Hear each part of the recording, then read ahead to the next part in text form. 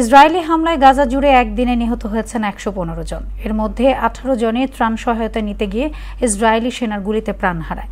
এদিকে একাধিক বিশেষ অভিযান চালিয়ে ইউক্রেনের ১২০০ সেনা হত্যার দাবি করেছে রাশিয়া। শতাধিক ড্রোন হামলায় পাল্টা জবাব দিয়েছে ইউক্রেন, যদিও অধিকাংশ ড্রোন ভূপাতিত করার দাবি রুশ বাহিনীর। বিস্তারিত কাজী শাহরিনের ডেস্ক রিপোর্টে।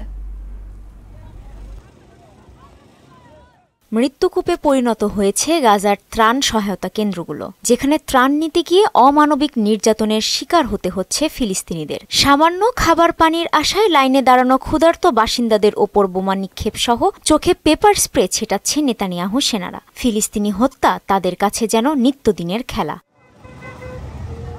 রবিবার কয়েকটি ত্রাণ কেন্দ্রে খাদ্য সহায়তা নিতে গিয়ে প্রাণ হারায় ৯২ ফিলিস্তিনি। গাজার স্বাস্থ্য মন্ত্রণালয় বলছে, লাইনে দাঁড়ানো ক্ষুধার্ত ফিলিস্তিনিদের ওপর গুলি চালিয়ে উত্তর গাজায় ৭৯ এবং দক্ষিণ গাজায় ১৩ জনকে হত্যা করেছে ইসরায়েলি বাহিনী। এদিন গাজা জুড়ে সব মিলিয়ে হত্যা করা হয় ১১৫ জনকে। গত কয়েকদিনে শুধু অনাহারেই ১৯ জনের মৃত্যু হয়েছে বলে জানায় স্বাস্থ্য কর্তৃপক্ষ। এছাড়া মে মাস থেকে এ পর্যন্ত ত্রাণ সংগ্রহ করতে গিয়ে ৯ শতাধিক ফিলিস্তিনি নিহত হয়েছে। এদিকে ইউক্রেনীয় বাহিনীর ওপর নজিরবিহীন অভিযান চালানোর তথ্য প্রকাশ করেছে রাশিয়া। একাধিক বিশেষ অভিযানের মাধ্যমে ইউক্রেনের ১১৯৫ জন সেনাকে হত্যার দাবি করেছে রাশিয়ার প্রতিরক্ষা মন্ত্রণালয়। অন্যদিকে মস্কোতে ব্যাপক ড্রোন হামলা চালিয়েছে কিয়েভ। এতে মস্কোর প্রধান বিমানবন্দরগুলো সাময়িকভাবে বন্ধ করে দেয় রুশ কর্তৃপক্ষ।